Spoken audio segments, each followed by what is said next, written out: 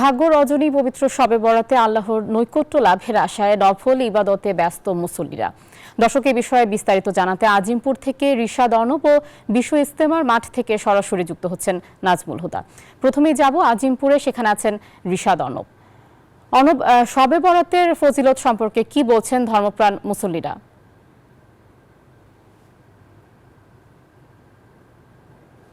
অর্ণব, আপনি এখন বায়তুল মুকাররমে আছেন, সেখানে মুসল্লিরা কি বলছেন জানাবেন। যে অংশ সেই ঠিক সেখানেই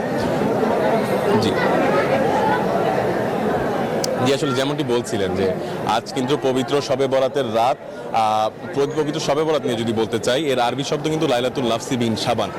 মূলত হিজরি সনের যে শাবান মাসের যে 14 তারিখ মধ্যগত দিবাগত রাত, সেই রাতে কিন্তু আসলে শবে বরাতের যে তাৎপর্য সেই জন্য কিন্তু মুসল্লিরা ভিড় করছেন বায়তুল মোকাররমে মসজিদে। আমরা সন্ধ্যা থেকে কিন্তু অবস্থান করছিলাম বায়তুল মোকাররমের ঠিক সামনে। আমরা দেখতে পাচ্ছি যে এখানে কিন্তু হাজারো মুসল্লির ঢল আসলে এই বায়তুল মোকাররম, বাংলাদেশের যে জাতীয় মসজিদ, সেখানে এই সময় কিন্তু আসলে আমরা যদি একটু দেখতে চাই যে মুসল্লিরা আসলে এখনো তাদের কেউ জিকির আজগার, কেউ নফল নামাজ, সকলে অনেক কিছু নিয়ে আসলে ব্যস্ত। শবে বরাতের তাৎপর্য নিয়ে যদি আমি একটু বলতে চাই আসলে যে এই সময়ে এই রাতে কিন্তু আল্লাহ তাআলা বান্দাদের গুনাহ মাফ করে দেন এবং রহমতের দরজা খুলে দেন বলে কিন্তু বলা আছে।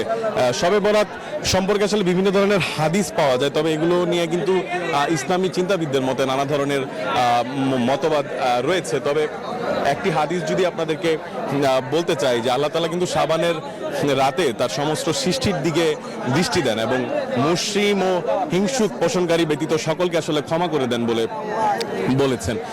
তবে আমরা আসলে যেটি দেখতে পেরেছি যে আমরা আজিমপুর কবরস্থানেও কিন্তু গিয়েছিলাম, তখন দেখতে পেয়েছি যে আজিমপুর কবরস্থানে অনেকেই আসলে তাদের পরিবারের সকলদের জন্য দোয়া করছেন। সবাই আসলে তার মৃত যে আত্মীয় স্বজন আছেন অথবা ভাই বোন বাবা মা আছেন, তাদের সবার আত্মার মাগফিরাত কিন্তু কামনা করছেন। এই মুহূর্তে আমরা কিন্তু দেখতে পাচ্ছি যে নফল ইবাদতের মাধ্যমে অনেকেই আসলে নামাজ আদায় করে যাচ্ছেন বায়তুল মোকাররমে। তাদের সাথে কথা বলে আমরা যেটি জানতে পেরেছি যে তারা চায় যে পুরো বিশ্ববাসী বা মুসলিম জাতি যেন আসলে তাদের বৈষম্য ভুলে গিয়ে একত্রিত হয়ে ধনী গরিব সকলে একসাথে মিলে এই যে ইবাদত করা, আল্লাহর নৈকট্য লাভের আশায় যে ইবাদত করে তারা, এটি যেন তারা করতে পারে।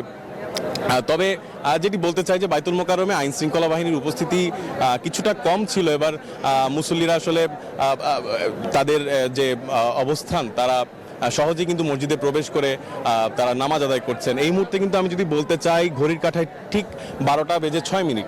তবে মুসল্লিদের ঢল কিন্তু এখনো আমরা দেখতে পাচ্ছি। কেউ কেউ বসে আছে, কেউ জিকির আজগার করছে, কেউ বা নফল নামাজ আদায় করছে। আসলে এই মুহূর্তে যদি আমি কারোর সাথে একটু কথা বলতে চাই, একজনের সাথে যে যেটু জানতে চাই যে আসলে কেন এসেছো আজকে, শবে বরাতে আসলে কি করতে চাচ্ছ? আসল কথা আমি নামাজ পড়তে মোট কথা এসেছি, আরও আমার একটা ভাইয়ের সাথে এসেছি, সবার সাথে আনন্দ যোগ করতে আসছি। আচ্ছা, আজকে আসলে মসজিদে এসে নামাজ আদায়ের পাশাপাশি কি প্রার্থনা করবেন আল্লাহর কাছে? আল্লাহর কাছে প্রার্থনা করব আমাদের দেশ যেন ভালো থাকে, কোনো বৈষম্য যেন না থাকে, এটাই। যেমনকি আসলে একজন স্কুল পড়ুয়া বাচ্চাও কিন্তু বলছিলেন যে তাদের যে আশা যে তারা যেন দেশবাসী এবং সকলে যেন আসলে যেন সুস্থ ও শান্তিতে এই দেশবাসী থাকে। তো এই ছিল আসলে আমার কাছে বায়তুল মোকাররম থেকে সর্বশেষ। এই মুহূর্তে আমাদের আরেকজন সহকর্মী নাজমুল, তিনি কিন্তু আছেন টঙ্গী ইজতেমা মাঠে। আমরা সরাসরি চলে যেতে চাই তার কাছে।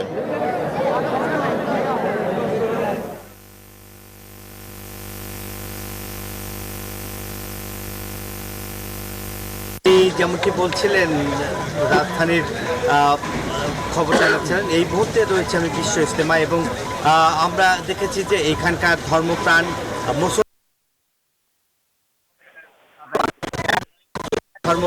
মুসলমানরা কিন্তু যে নফল নামাজ এবং এখানকার ধর্মপ্রাণ মুসলমানরা কিন্তু যেহেতু একই সঙ্গে যে বিশ্ব ইজতেমা, একই সঙ্গে কিন্তু আবার যে এই শবে বরাত, এই দুইটি একসঙ্গেই তারা পালন করছে এবং ধর্মপ্রাণ মুসলমানরা কিন্তু ধর্ম ও বর্ণ নির্বিশেষে কিন্তু তারা কিন্তু একসঙ্গে, যেহেতু তারা একসাথে।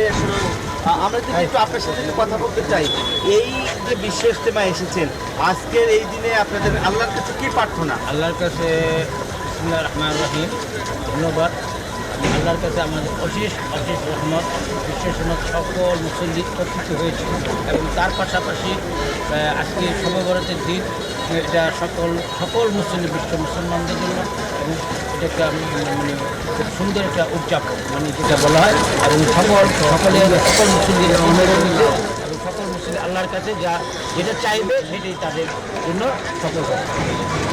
অনেক ধন্যবাদ আপনাকে।